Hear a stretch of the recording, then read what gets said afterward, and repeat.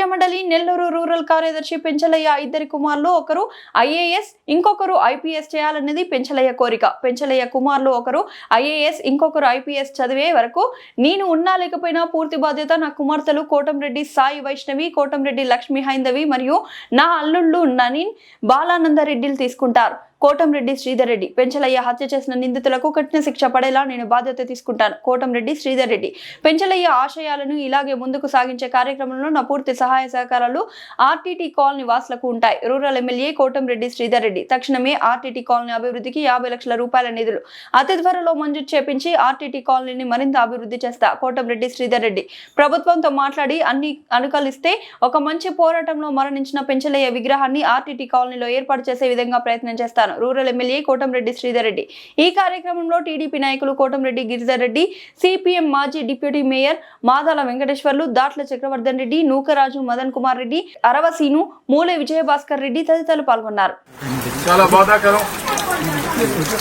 ఈ యొక్క నెల్లూరు రూరల్ నియోజకవర్గం 24వ డివిజన్ ఆర్టీటీ కాలనీలో సిపిఎం పార్టీ నాయకులు పెంచలయ్య స్థానికంగా ఉన్నటువంటి తెలుగుదేశం పార్టీ నాయకులతో కలిసి పార్టీలకు అతీతంగా గంజాయికి వ్యతిరేకంగా పోరాటం చేస్తున్నారు. వారికి పోలీస్ శాఖ కూడా అన్ని రకాల మద్దతుగా ఉండింది. ఆ గంజాయికి వ్యతిరేకంగా పోరాటం చేసే ఈ ఆర్టీటీ కాలనీ కమిటీకి పోలీస్ శాఖ అన్ని రకాల మద్దతుగా ఉంది. ప్రజల సహకారంతో గంజాయిని సమర్థవంతంగా ఎదుర్కొన్నాం. స్థానిక శాసనసభ్యుడిగా ఎప్పుడు కూడా ఈ యొక్క ఆర్టీటీ కాలనీలో గంజాయికి వ్యతిరేకంగా ఎవరైతే పోరాటం చేస్తున్నారో వారికి అండగా ఉన్నాం. ఈ అక్కసుతో ఓర్వలేక ఆ గంజాయి మూకలు పెంచలయ్య గారిని దారుణంగా అమానుషంగా చంపడం జరిగింది. ఇది అత్యంత హేయమైన చర్య. ఈ సందర్భంగా ఆ యొక్క పెంచలయ్య గారి కుటుంబానికి అన్ని రకాల అండగా ఉండాలని, పెంచలయ్య గారు చనిపోయిన దగ్గర నుంచి ఈ రోజు దాకా కూడా అన్ని రకాల కూడా అడుగడుగునా కూడా ఆ కుటుంబాలకి ధైర్యం చెప్తూ ఆ కుటుంబాలకి అండగా నిలబడ్డాం. అటు నేను కానీ, సిపిఎం పార్టీ నాయకులు కానీ, ఇతర కమ్యూనిస్ట్ పార్టీ నాయకులు. అయితే కేవలం అండగా ఉండటం కాదు, ఏదో నివాళి అర్పించామా, పెంచలయ్య గారికి చిత్తపడడానికి పూలమాల వేసామా, వెళ్ళామన్న ధోరణ కాకుండా ఆ కుటుంబానికి అన్ని రకాల మేళ్లు చేయాలా. ఎందుకంటే పెంచలయ్య గారిని మన ప్రాణాలతో తీసుకురాలేం. పెంచలయ్య గారి ప్రాణాలతో తీసుకురావటం మన చేతుల్లో లేదు, దురదృష్టం. కానీ 3 అంశాల మీద ప్రతి ఒక్కరు దృష్టి పెట్టాలా. ఒకటి, పెంచలయ్య గారిని దారుణంగా చంపినటువంటి వ్యక్తులకి కఠినంగా శిక్షలు పడాలా. ఆ కఠిన శిక్షలు ఎంత కఠినంగా ఉండాలంటే, మరోసారి ఈ గంజాయి బ్యాచ్ ఇలాంటి చర్యలకు పాల్పడాలంటే గడగడ గడగడ గడగడ ఉడికే విధంగా ఈ గంజాయి బ్యాచ్ ఊరును వదిలి వెళ్లే విధంగా, మళ్లీ జీవితంలో గంజాయిని ప్రోత్సహించకుండా చేసే విధంగా ఆ యొక్క పెంచలయ్య గారి హంతకులకి కఠిన శిక్షలు పడాలా. ఆ బాధ్యత నేను తీసుకుంటున్నా. రెండవది, ఏదైతే పెంచలయ్య గారు మరణించారో, పెంచలయ్య గారి మరణం మామూలు మరణం కాదు. ఈ సమాజంలో 10 మందికి మేలు చేసేదానికి గంజాయికి వ్యతిరేకంగా రాష్ట్ర ముఖ్యమంత్రి చంద్రబాబు నాయుడు గారు, ఉప ముఖ్యమంత్రి పవన్ కళ్యాణ్ గారు, యువనేత నారా లోకేష్ గారు ప్రభుత్వ పరంగా, అదేవిధంగా పార్టీల పరంగా కమ్యూనిస్ట్ పార్టీలు, వివిధ రాజకీయ పార్టీలు అందరూ కూడా ఈ గంజాయికి వ్యతిరేకంగా పోరాటం చేస్తూ గంజాయి మీద ముక్కు పాదం మోపుతూ ఆ యొక్క గంజాయిని అన్ని రకాల కూడా అరికట్టేదానికి ప్రయత్నాలు చేస్తూ ఉంటే, ఆ యొక్క ఆశయానికి పెంచలయ్య గారు ఈ యొక్క ప్రపంచాగ్నికి నేను సైతం సమిధనంటూ వారు కూడా ముందుకు వచ్చి ఆ 10 మందికి మేలు చేసేదానికి గంజాయికి వ్యతిరేక పోరాటం చేశారు. కానీ పెంచలయ్య గారు ప్రాణాలతో మన మధ్య లేకున్నా ఆ యొక్క గంజాయికి వ్యతిరేకంగా ఆ పోరాటాన్ని మరింత ముందుకు తీసుకెళ్లాల్సిన బాధ్యత అందరి మీద ఉంది. దానికి స్థానిక శాసనసభ్యుడిగా మీ కోటంరెడ్డి శ్రీధర్ రెడ్డిగా అన్ని పార్టీలను కలుపుకుని, ప్రజా సంఘాలను కలుపుకుని, మేధావుల సహాయ సహకారాలతో, పోలీసుల సహాయ సహకారాలతో, ముఖ్యమంత్రి చంద్రబాబు నాయుడు గారి ఆశీస్సులతో ఆ యొక్క గంజాయికి వ్యతిరేకంగా ఒక పటిష్టమైన ఉద్యమాన్ని, ప్రజా ఉద్యమాన్ని నిర్వహించాల్సిన అవసరం ఉంది. ఆ బాధ్యత కూడా తీసుకుంటాను.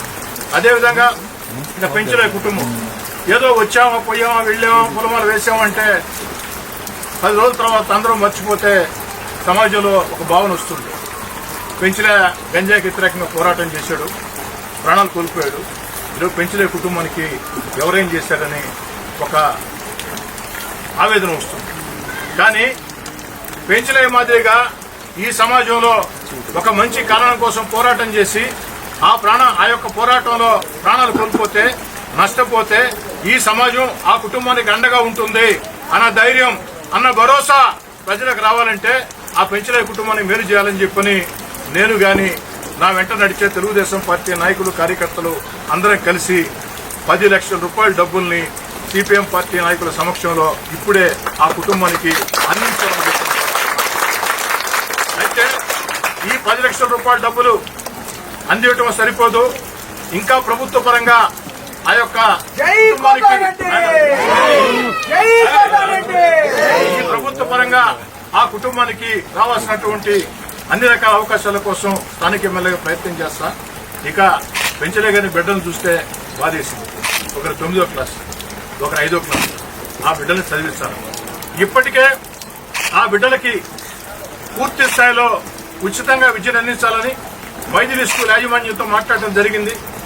కానీ సంతోషం ఏంటంటే వాడు నాకంటే ఒక అడుగు ముందుకేసి, సార్ 10th క్లాస్ వరకు మీ బాధ్యత అవసరం లేదు సార్, మేమే తీసుకుంటాం, మీరు తీసుకోవాల్సిన బాధ్యత మేమే తీసుకుంటామని చెప్పారు.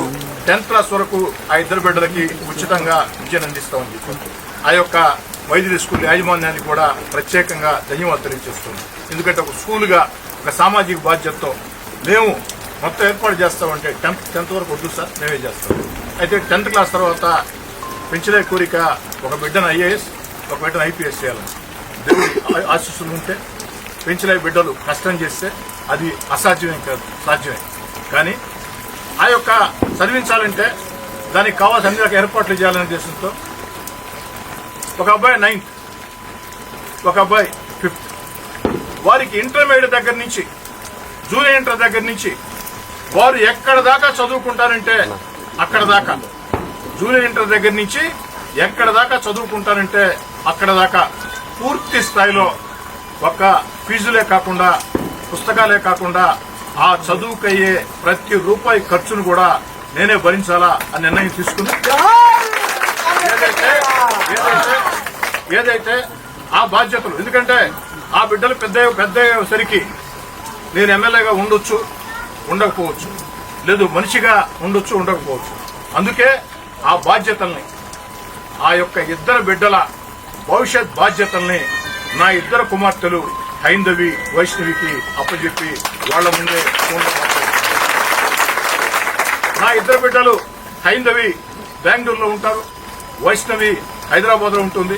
వారిద్దరు కూడా మంచి స్థితిలో ఉన్నారు. వారు ఒకటే మాట చెప్పారు, డాడీ ఇప్పటికే మనం కొంతమందిని చదివిస్తున్నాం, వీళ్ళని కూడా చదివిద్దాం. అయితే తక్షణంగా చదువులకి మన సహాయం వారికి అవసరం లేదు కాబట్టి, కొంతకాలం పడుతుంది కాబట్టి బాధ్యత మాది. అలా కాదు అనుకుంటే భవిష్యత్తులో వాళ్ళ చదువులకి, వాళ్ళ ఐఏఎస్ ఐపీఎస్ కావాలంటే, ఆ యొక్క పరీక్షలు రాయాలంటే ఏ కోర్సులు చదవాలా, ఎక్కడ చదవాలా, ఆ యొక్క ఖర్చులకి ఎంత అవుతుందో మీరు చెప్తే మేమిద్దరం, నీ ఇద్దరు కుమార్తెలుగా మేమిద్దరం చెరొక బిడ్డకి ఈ రోజే ఫిక్స్డ్ డిపాజిట్ చేస్తామని కూడా నా యొక్క బిడ్డలు చెప్పారు. నాకు నిజంగా చాలా సంతోషం వేసింది. నా ఇద్దరు బిడ్డలు హైందవి గాని, వైష్ణవి గాని, కుమార్తెలు గానే కాదు, నా యొక్క ఆకాంక్షలు, నా యొక్క ఆశయాలు ఈ సమాజంలో 10 మందికి మేలు చేయాలా అన్న ఆలోచన, వాడు చెప్పిన మాటలు నాకు కూడా ఆలోచన రాలా. అప్పుడు దాకెందుకు డాడీ ఇప్పుడే చేద్దాం, ఫిక్స్డ్ చేస్తాం ముందుకు వచ్చారంటే, మనం ఎంతో మంది చదివిస్తున్నాం కదా, వీళ్ళని కూడా చదివిద్దామని చెప్తే ఇద్దరు బిడ్డలు పెంచలే ఇద్దరు కుమారుల చదువుల బాధ్యత తీసుకున్న నా ఇద్దరు బిడ్డలు నా కుమార్తెలు కాబట్టి ఇంతకంటే ఎక్కువ చెప్పడం బాగుండదు. నా కుమార్తెలు హైందవి, వైష్ణవికి ప్రత్యేకంగా ఒక నాన్నగా కంటే కూడా ఓ శాసనసభ్యుడిగా, ఓ రాజకీయ కార్యకర్తగా నా ఇద్దరు బిడ్డలకి ధన్యవాదాలు. నా యొక్క రెండో అల్లుడు ననీన్, ఆ యొక్క అబ్బాయి 2 సార్లు ఐఏఎస్ ప్రిలిమ్స్ పాస్ అయి మెయిన్స్ లో మిస్ అయ్యాడు. ఐఏఎస్ 2 సార్లు ప్రిలిమ్స్ పాస్ అయి మెయిన్స్ లో మిస్ అయ్యాడు. ఈ ఐఏఎస్ ఐపీఎస్ గురించి పూర్తి అవగాహన ఉంది. అబ్బాయితో మాట్లాడాడు. అబ్బాయి ఒకటే మాట చెప్పాడు, మామయ్య 9th క్లాస్ రైట్ టైం, మీరు అబ్బాయి ఫోన్ నెంబర్ నాకు ఇవ్వండి, నాకు అటాచ్ చేయండి. ఇక్కడి నుంచే సమ్మర్ హాలిడేస్లో స్పెషల్ ఎడ్యుకేషన్ క్యాంపులు ఉంటాయి, వాటన్నిటి ఏర్పాటు చేస్తా, నాది బాధ్యత అని చెప్పి చెప్పడం జరిగింది. కాబట్టి మంచి కుమార్తెలు, బాధ్యత తీసుకున్నటువంటి కుమార్తెలు, వారికి అండగా నిలుస్తున్నటువంటి భర్తలు, నా పెద్దలుడు బాలానందరెడ్డి, రెండో అల్లుడు నని, వీళ్ళిద్దరూ కూడా ప్రత్యేక ధన్యవాదాలు తెలియజేస్తూ మళ్ళీ చెప్తున్నానమ్మా, ఈరోజు వచ్చామా, వెళ్ళామా, ఫోటో ముందు పూలేసామంటే అది సాధ్యం కాదు. కానీ పూర్తి స్థాయిలో బాధ్యత తీసుకోవాలా. ఆ బాధ్యత మీ కోటంరెడ్డి సదారెడ్డిగా నేను, నా కుటుంబం తీసుకుంటున్నాను. మేమే కాదు, నా తమ్ముడు కోటంరెడ్డి గిరి గాని, ఈ డివిజన్ కార్పొరేటర్ అరవ శాంతి గాని, అదేవిధంగా శ్రీనివాసులు, తెలుగుదేశం పార్టీ ఎస్సీసీఎల్ అధ్యక్షుడు, అందరం కూడా సిపిఎం పార్టీ నాయకులు అందరం కూడా అండగా ఉంటాం. ఖచ్చితంగా గంజాయికి వ్యతిరేకంగా పోరాటం చేద్దాం. అదేవిధంగా ఈ సందర్భంగా ఆర్డీటీ కాలనీ పక్షానే కాదు, ప్రజల పక్షాన నెల్లూరు జిల్లా పోలీస్ యంత్రాంగాన్ని ఎస్ఐ దగ్గర నుంచి, సిఐ దగ్గర నుంచి, డిఎస్పీ దగ్గర నుంచి, ఎస్పీ దగ్గర నుంచి, ఐజీ గారి దాకా ప్రతి పోలీస్ అధికారి, ప్రతి కానిస్టేబుల్ ప్రత్యేకంగా ధన్యవాదాలు. ఎందుకంటే గంజాయికి వ్యతిరేకంగా కఠిన చర్యలు తీసుకోవడమే కాకుండా పెంచలేని చంపిన వాడని పట్టుకునేదానికి ప్రాణాలకు తెగించి వాళ్ళు పట్టుకున్నటువంటి తీరు నెల్లూరు జిల్లా పోలీస్ శాఖ గౌరవాన్ని పెంచింది. పోలీస్ శాఖ అంటే ప్రజల్లో ఒక భరోసానిచ్చింది. ప్రత్యేకంగా ఎస్పీ గారికైనా, ఏదైతే నెల్లూరు రూరల్ డీఎస్పీ ఘట్టమనేని శ్రీనివాస్ గారికైనా, నెల్లూరు రూరల్ సిఐ వేణు గారికైనా, వారికి సహకరించిన గదాయపాలెం సిఐ శ్రీనివాసరావు గారైనా, వారికి సహకరించిన ఎస్ఐలైనా, కానిస్టేబుల్లైనా, అందరికీ, నగర ఇన్ఛార్జ్ డీఎస్పీ అందరికీ మొత్తం పేరు పేరున ధన్యవాదాలు. మీరు ఇదే విధంగా ముందుకు పోండి. స్థానిక శాసనసభ్యుడిగా అన్ని రకాల కూడా నా మద్దతు మీకుంటుంది. రాష్ట్ర ముఖ్యమంత్రి చంద్రబాబు నాయుడు గారి ఆలోచన, ఆకాంక్ష ఈ యొక్క గంజాయిని కఠినంగా, ఏదైతే గంజాయి బ్యాచ్ల్ని కఠినంగా అణచివేయాలా, ఉక్కు పాదంతో అణచివేయాలా, ఉప ముఖ్యమంత్రి పవన్ కళ్యాణ్ గారి ఆలోచన, లోకేష్ గారి ఆలోచన. మీరు దీన్ని ముందుకు తీసుకెళ్లండి. ఈ ప్రభుత్వం అన్ని రకాల మీతో ఉంటుందని తెలియజేస్తూ, ప్రభుత్వ పరంగా ఆ కుటుంబం రావాల్సిన ఇతరత్ర సహాయాలు కూడా, వాటి కోసం కూడా నా వంతు ప్రయత్నం చేస్తానమ్మా. ఇక ఆర్డీటీ కాలనీ పరంగా కనీసపాటి వస్తువులు కొంతవరకు చేయగలిగాం. ఆ కొంత కూడా తల్లి చేసింది నేనేనమ్మా. ఈ ఆర్డీటీ కాలనీకి ఎవరు వచ్చినోడు కాదు, పోయినోడు కాదు, ఇంకా కూడా చేయాల్సిన పనులు చాలా ఉన్నాయి.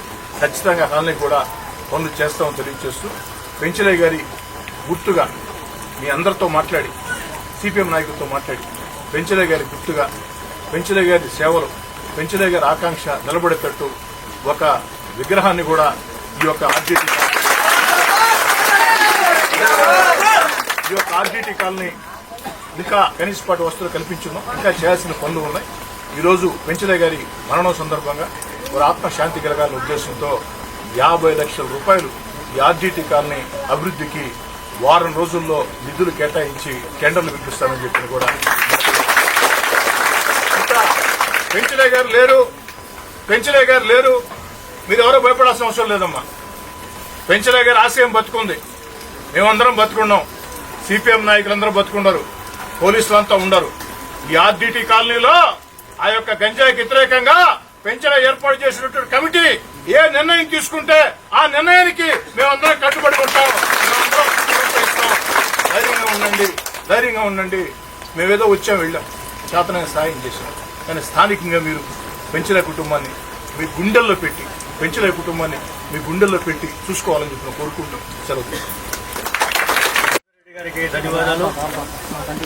గంజాయి మహమ్మారికి వ్యతిరేకంగా స్థానికంగా ఉన్నటువంటి ఆర్డీటీ కాలనీ వారందరూ కూడా ఐక్యం చేసి కమిటీ ఏర్పాటు చేయడం, అట్లాగే పోలీసు, అట్లాగే స్థానికంగా ఉంటే కార్పొరేటర్, ఇక్కడ ప్రజలందరూ సహకారంతో పెంచలయ్య ఇక్కడ గ్రామ కమిటీ ఆధ్వర్యంలో నిర్వహించే పోరాటంలో గంజాయికి వ్యతిరేకంగా సాగించే పోరాటం గంజాయి రహిత ఆర్డీటీ కాలనీగా చేయడం జరిగింది. ఇది ఓర్వలేక తమ వ్యాపారానికి అడ్డంకిగా ఉన్నారు కాబట్టి ఈ మాఫియా డాన్ నామాషి తన అంశాల చేత ఎత్తి చేయించారు. ఈ సందర్భంగా ఈ యొక్క పోరాటాన్ని కొనసాగించే దాంట్లో భాగంగా ఎమ్మెల్యేగా శ్రీధర్ గారు పూర్తిగా సహకరించడానికి ప్రత్యేకించి వారికి ధన్యవాదాలు తెలియజేస్తూ, ఆ కుటుంబానికి సిపిఎం పార్టీ కానీ అట్లాగే ఎవరు ఏ పద్ధతులు ఎవరు చూడగానే అందరూ సహకారం అందించి గంజాయి రహిత ఆర్టీటీ కాలనీగా మాత్రమే కాదు గంజాయి రహిత ఆంధ్రప్రదేశ్గా మార్చే క్రమంలో ఈ యొక్క ఉద్యమం తోడ్పాటు అందిస్తుంది తెలియజేస్తూ ఈ సహకారానికి మన ఎమ్మెల్యే గారికి ప్రత్యేకించి మరొకసారి ధన్యవాదాలు.